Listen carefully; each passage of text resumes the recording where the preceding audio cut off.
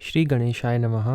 नीलांबुज श्यामल कोमलांगम सीता समारोपित मम भागम पाणो महासायक चारुचापम नमामि रामम रघुवंशनाथम। प्रहलाद नारद पराशर पुंडरीक व्यासाम शुक शौनक भीष्म दालभ्यान रुक्मांग गदार्जुन वशिष्ठ विभीषण आदीन पुण्यानि मान परम भागवतां स्वनामि। शुरू करते हैं। इस वीडियो में हम लोग श्री कान्हर दास जी के बारे में पढ़ेंगे। छप्पे दिया हुआ है 191 छप्पे। बूढ़िए विदित कनर कृपाल आत्मा राम आगम दर्शी। कृष्ण भक्ति को थम्ब ब्रह्म कुल परम उजागर। क्षमाशील गंभीर सर्व लक्षण को आगर। सर्वसु हरिजन जानि हृदय अनुराग प्रकाशे। असन बसन सन्मान करत अति उज्ज्वल आसे। शोभु राम प्रसाद ते कृपा दृष्टि सब पर बरसी। बूढ़िए विदित कन्हर कृपाल आत्मा राम आगम दर्शी। श्री कान्हर दास जी बूढ़िया ग्राम के निवासी, आत्मा में रमण करने वाले, परम दयालु, शास्त्रों के तथा भविष्य के दृष्टा थे। आप श्री कृष्ण भक्ति के आधारभूत खंबे के तुल्य थे। ब्राह्मण वंश में प्रकट, अति प्रसिद्ध, क्षमाशील, गंभीर एवं सभी शुभ गुणों से संपन्न थे।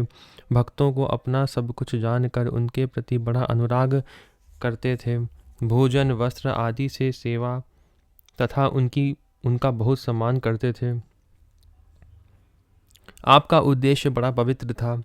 गुरुदेव श्री शोभु राम जी की कृपा का बल पाकर आपने सभी जीवों के ऊपर कृपा की वर्षा की। और यहाँ लिखा है आगमदर्शी छप्पे में। उसके लिखा है कि पंजाब में जगाधरी के पास बूढ़िया ग्राम है। श्री कान्हर दास जी ऐसे आगमदर्शी थे कि आने जाने वाले संतों की सूचना पहले ही बता देते थे। पहले से ही बता देते थे कि ये संत आने वाले हैं। एक बार अपने शिष्य भांडीर से कहा, 20 संतों का और भोजन ज़्यादा बना लेना। सचमुच पंक्ति के समय 20 साधु और आ गए। सानंद सभी ने प्रसाद पाया। श्री शोभुराम देवाचार्य जी के वरदान से आपका जन्म हुआ था। इसमें भक्तमाल में इतना ही दिया हुआ था। हम लोग और अधिक जो है वो पढ़ेंगे, लेकिन दूसरी वाली भक्तमाल से। उसमें इस छप्पे का और भी अधिक अर्थ दिया हुआ है।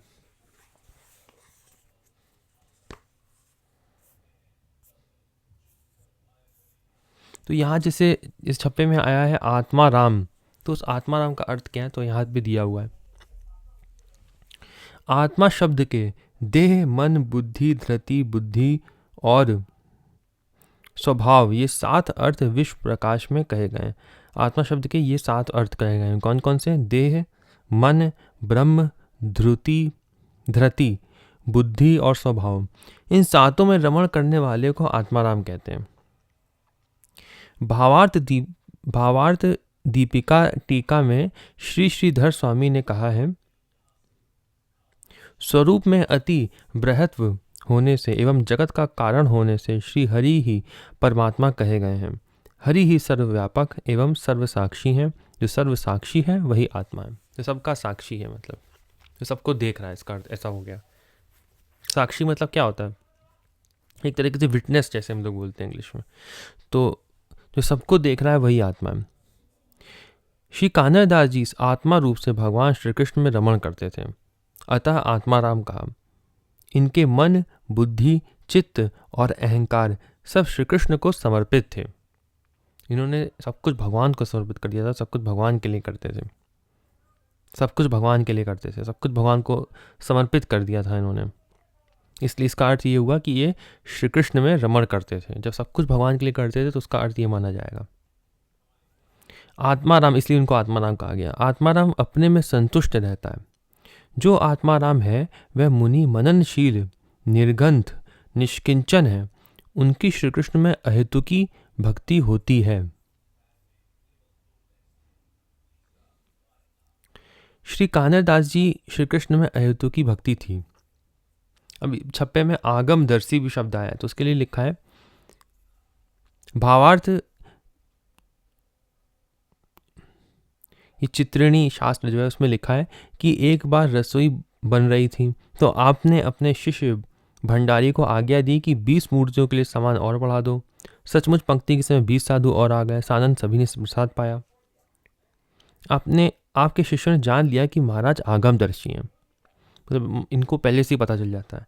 इसी तरह एक सेवक के यहाँ आप गए, वहाँ भी आपने रसोई के समय संतों के सुभागमन की बात कही, वह भी सच हुई। कई बार ऐसी घटना देखकर शिष्यगण आपसे पूछते कि आज कितने संत पधारेंगे, आप बता देते, उतने ही संत आते। इसलिए मूल में आपको आगमदर्शी कहा गया। कृष्ण भक्ति को थंब, इसके लिए लिखा है कृष्ण भक्ति के स्तंभ थे। स्तंभ का अर्थ क्या होता है? स्मारक। अतः आप श्री कृष्ण भक्ति के स्मारक थे। स्तंभ पुष्ट और ऊंचा होता है। आप दृढ़ और भक्त और बड़े भक्ति प्रचारक थे। स्तंभ मंडप, सेतु तथा भवन का आधार होता है। रामानंद रघुनाथ जो द्वितीय सेतु जग तरन कियो, 36 छप्पे में लिखा है। आचार्य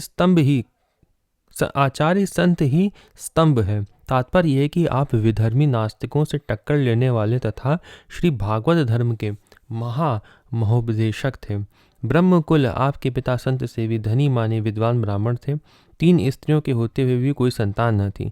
तब आपके गुरुदेव श्री स्वभुराम देवाचार्य जी के वरदान से आपका जन्म हुआ। पिता के स्वर्गवासी होने पर बाल्यावस्था में ही आपको सर्प ने डस लिया। श्री गुरुदेव की कृपा से आप पुनः जीवित हुए। इसमें आया है क्षमाशील अर्थ। तो क्षमा के लिए लिखा है कि तेजस्वियों का तेज क्षमा है, तपस्वियों का ब्रह्म क्षमा है, सत्यवादियों का सत्य क्षमा है, क्षमा ही यज्ञ है, क्षमा ही शम है। क्षमाशीलों के लोक परलोक दोनों सुखमय है। क्षमा बड़ेन को चाहिए, छोटेन को उत्पात, कहा विष्णु को घटी गयो, जो भृगु मारी लात। साधु ब्राह्मण का सबसे बड़ा बल क्षमा ही है। क्षमाशीलता पर यहाँ पर एक बहुत अच्छा और बड़ा सा एक दृष्टांत दिया हुआ है, वशिष्ठ जी के बारे में है ये, तो हम इसको पढ़ लेते हैं जल्दी से। लिखा है, वशिष्ठ जी का इक्ष्वाकु वंश में कलमाशपाद नाम के एक राजा थे। इक्ष्वाकु वंश में एक राजा थे जिनका नाम था कलमाशपाद। एक दिन वे शिकार खेलकर लौट रहे थे। वन मार्ग सकरा था, उसमें एक ही मनुष्य चल सकता था। उसी मार्ग से वशिष्ठ जी के सबसे बड़े पुत्र शक्ति मुनि आ रहे थे। राजा ने कहा, तुम पीछे हट जाओ, मेरे लिए रास्ता छोड़ दो। शक्ति ने कहा, धर्म के अनुसार क्षत्रिय का कर्तव्य है कि वह ब्राह्मण के लिए मार्ग छोड़ दे। दोनों में कहा सुनी हो गई। राजा ने चाबुक चला दिया। मुनि ने अन्याय समझकर राजा को शाप दे दिया कि तू राक्षस हो जा। राजा राक्षस भाव को प्राप्त कर बोला कि तुमने अनुचित शाप दिया है, अतः मैं अपना राक्षस पुनः तुमसे ही प्रारंभ करता हूँ। ऐसा कहकर कलमाशपाद शक्ति मुनि को मारकर खा गया। उसके बाद वशिष्ठ जी के जितने पुत्र थे सभी को उसने खा लिया। इसमें उसका राक्षसपना तो कारण था ही, इसके अतिरिक्त विश्वामित्र जी ने भी पहले द्वेष का स्मरण करके किंकर नाम के राक्षस को आज्ञा दी थी कि तू कलमाशपाद के शरीर में प्रवेश कर जा। इसी से राजा ऐसे नीच कर्म में प्रवृत्त हुआ। विश्वामित्र की प्रेरणा से हुए कलमाशपाद के इस पाप कर्म को वशिष्ठ जी ने जाना। प्रतिकार की सामर्थ्य होते हुए भी उन्होंने क्षमा किया, बदला नहीं लिया। उन्होंने फिर भी क्षमा करा। क्षमा कितनी बड़ी होती है ये चीज़ बता रहे हैं। एक बार वन से वशिष्ठ जी अपने आश्रम की ओर लौट रहे थे। इसी समय ऐसा जान पड़ा कि मानो उनके पीछे पीछे कोई वेदाध्ययन करता हुआ चलता है। वशिष्ठ जी ने पूछा, मेरे पीछे पीछे कौन चल रहा है? आवाज आई कि मैं आपकी पुत्र वधु शक्ति पत्नी अदृश्यंती हूँ। आपका पौत्र मेरे गर्भ में है, वह 12 वर्ष से गर्भ में ही वेदाध्ययन कर रहा है। ये सुनकर वशिष्ठ जी को बड़ी प्रसन्नता हुई कि मेरे वंश का उच्छेद नहीं हुआ है। यही सोचते आ रहे थे कि निर्जन वन में कलमाशपाद से उनकी भेंट हो गई। वह वशिष्ठ जी को खाने दौड़ा। अदृश्यंती भी डर गई। वशिष्ठ जी ने कहा, बेटी डरो मत। इसके बाद उन्होंने जल को हाथ में लेकर उसके ऊपर डाला। वह तुरंत शाप से मुक्त हो गया। 12 वर्ष बाद शाप से छूटकर वह होश में आकर बोला, महाराज, मैं सुदास का पुत्र कलमाशपाद आपका यजमान हूँ। आज्ञा दीजिए, आपकी क्या सेवा करूँ? वशिष्ठ जी ने कहा कि तुम अपने राज्य की देखभाल करो, अब कभी ब्राह्मण का अपमान ना करना। राजा ने प्रतिज्ञा करके कहा कि ऐसा ही करूँगा। क्षमाशील वशिष्ठ जी ने अयोध्या में आकर इसी पुत्रघाती राजा को अपने कृपा प्रसाद से पुत्रवान बनाया। अदृश्यंती के गर्भ से पराशर जी का जन्म हुआ। बड़े होने पर जब उन्हें यह मालूम हुआ कि मेरे पिता को राजा राक्षस ने खा डाला था, तब उन्होंने क्रोधवश राजाओं पर विजय प्राप्त करने का निश्चय किया। ये जानकर वशिष्ठ जी ने इन्हें समझाया कि तुम क्षमा करो। पराशर जी ने अपने निश्चय को छोड़ दिया। फिर राक्षसों के विनाश के लिए घोर यज्ञ प्रारंभ कर दिया। तब फिर पुलस्त जी के साथ आकर वशिष्ठ जी ने पराशर जी को समझाया कि क्षमा ही परम धर्म है, तुम्हारे सभी पूर्वज क्षमा की मूर्ति हैं। इस प्रकार का उपदेश पाकर पराशर जी ने भी क्षमा को स्वीकार किया, अतः महान तेजस्वी हुए। श्री कान्हरदास जी क्षमाशील थे। अब आते हैं इसमें कि कान्हरदास जी भी, उनके लिए भी कहा गया कि वह क्षमाशील थे, अतः गंभीर और सर्व लक्षणों का आगर थे। चार चिन्ह हरि भक्त के प्रकट दिखाई देत, क्षमा दया अरुदीनता पर अवगुण ढकी लेत। क्षमा दया अरुदीनता पर अवगुण ढकी लेत। सर्वसु हरिजन, छप्पे में आया है सर्वसु हरिजन, यहाँ पे आया है। मैं एक बार छप्पे भी फिर से पढ़ लेता हूँ। बूढ़ी विदित कानर कृपाल आत्माराम, आत्माराम को हम लोग ने अर्थ पढ़ा था। आगमदर्शी, इसका भी अर्थ पढ़ा था। कृष्ण भक्ति को थंब, इसका भी अर्थ पढ़ा कि स्तंभ क्या होता है। ब्रह्म कुल परम उजागर, क्षमाशील, क्षमाशील का अर्थ हम लोग ने पढ़ा। गंभीर सर्व लक्षण को आकर, सर्वसु हरिजन जानी। अब हम लोग इसका अर्थ पढ़ेंगे, इसका अर्थ क्या होता है। सर्वसु हरिजन जानी, संसारी लोग धन पुत्र और स्त्री आदि को अपना सर्वस्व मानते हैं। तो जो सांसारिक लोग होते हैं वो किसको सब कुछ मानते हैं? स्त्री और धन पुत्र, इन सबको मानते हैं। भक्तजन भक्त भगवान को अपना सर्वस्व मानते हैं। ये भागवत का 11वें स्कंद के श्लोक दिए हुए हैं। 11वें स्कंद के 26वें अध्याय का 33 और 34 श्लोक दिए हुए हैं। कौन कौन से दिए हैं? मैं भगवान श्री कृष्ण कहते हैं उद्धव जी से कि जैसे अन्न से प्राणियों की रक्षा होती है, जैसे मैं ही दीन दुखियों का परम रक्षक हूँ, जैसे मनुष्य के लिए परम लोक में धर्म ही एकमात्र पूंजी है, वैसे ही जो लोग संसार से भयभीत हैं उनके लिए संत जन ही परम आश्रय हैं। जैसे सूर्य आकाश में उदय होकर लोगों को जगत तथा अपने को देखने के लिए नेत्र दान करते हैं, वैसे ही संत जन अपने को तथा भगवान को देखने के लिए अंतर्दृष्टि देते हैं। लिखा है कि जैसे सूर्य की किरणों की वजह से हम लोग सब देख पाते हैं, वैसे ही संत जन जो है वो भगवान को देखने के लिए नेत्र देते हैं। संत अनुग्रहशील देवता है, संत अपने हितैषी सुहृद हैं, संत अपने प्रियतम आत्मा है, और अधिक क्या कहूँ स्वयं मैं ही संत के रूप में विद्यमान हूँ। इनमें हार्दिक अनुराग था, ऐसा नहीं कि दिखावा मात्र हो। अन्न वस्त्र आदि का मुक्त हस्त से वितरण करते थे, अतः रिद्धि सिद्धि श्री कान्हर देवाचार्य जी के समीप मंडराती रहती थी। इतना ही दान भी करते थे।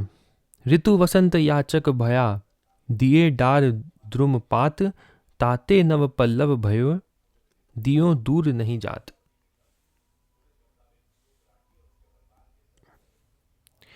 एक और दृष्टांत दिया है भोज के राजकवि का। गर्मी के दिन थे, प्रचंड सूर्याग्नि बरस रहा था, पृथ्वी जल रही थी। ऐसी दोपहर में ही राजा भोज के राजकवि किसी कार्यवश बाहर निकले। धारा नगरी की सड़क पर चलते समय आपने देखा कि एक दुर्बल व्यक्ति नंगे पैर लड़खड़ाता हुआ चल रहा है। उसके पैरों में छाले पड़ चुके हैं, वह बार बार दौड़ने का प्रयत्न कर रहा था। दयालु कोमल हृदय राजकवि से ये देखा ना गया। वह उसके समीप गए और अपने पैरों के जूते उन्होंने उसे दे दिए। राजकवि का सुकुमार शरीर, कोमल चरण, किंतु इन्हें अपने कष्ट का ध्यान न रहा। नंगे पैर चलने लगे, पैर जल रहे थे पर मन में सुख था।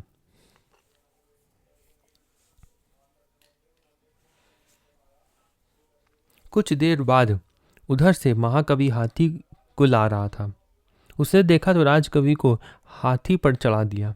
संयोगवश राजा भोज भी रथ पर बैठे हुए उसी समय उधर से निकले। उन्होंने हंसी में राजकवि से पूछा कि आपको यह हाथी कैसे मिल गया? राजकवि ने उत्तर दिया, राजन, मैंने अपना पुराना फटा जूता दान कर दिया, उसी पुण्य से हाथी पर बैठा हूँ। जो धन दान नहीं किया गया उसे व्यर्थ समझो। राजा ने प्रसन्न होकर वह हाथी राजकवि को दे दिया। धर्मांग से आभार उद्धृत यहाँ दानशीलता और दीन पर दया का महत्व दिखाई देता है। श्री कन्हर देवाचार्य जी में उक्त सभी गुण थे। अतः आगे कहते हैं कि कृपा दृष्टि सब पर बरसी, अर्थात सभी को भगवत भक्ति का दान देते हुए सभी को भक्ति का दान देते थे। शरणागत के लोक परलोक दोनों सुधार देते थे। ये शक्ति गुरुदेव से मिलती है। जैसे पैहारी प्रसादते शिष्य सबे भय पार कर। गुरु भक्त गुरु कृपा प्राप्त शिष्य सभी पर कृपा की वर्षा करने में समर्थ होता है। अतः सोभूराम प्रसादते ऐसा कहा। जो छपे में कहा है ना सोभूराम प्रसादते, वो इसीलिए कहता है कि जिसके ऊपर गुरु भक्ति जिसके पास होती है वह दूसरों का उद्धार भी कर सकता है। बूढ़िए विदित, इसके लिखा है कि पंजाब में जगाधरी के पास बूढ़िया ग्राम है। इसे डूबने से बचाने का प्रसंग पूर्व में आ चुका है। बूढ़ा बूढ़ा ऐसा करुण क्रंदन हुआ सुनकर आचार्य पाद ने ग्राम की एवं ग्रामीण जनों की रक्षा की। इसलिए बूढ़िए विदित छप्पे में आया है। यहाँ पे बूढ़िए विदित कन्हर कृपाल आत्मा राम आगमदर्शी। ये वीडियो यहीं पे हम लोग समाप्त करते हैं। अगली वीडियो में हम लोग गोविंद दास जी भक्तमाली जी के बारे में पढ़ेंगे। राधे राधे।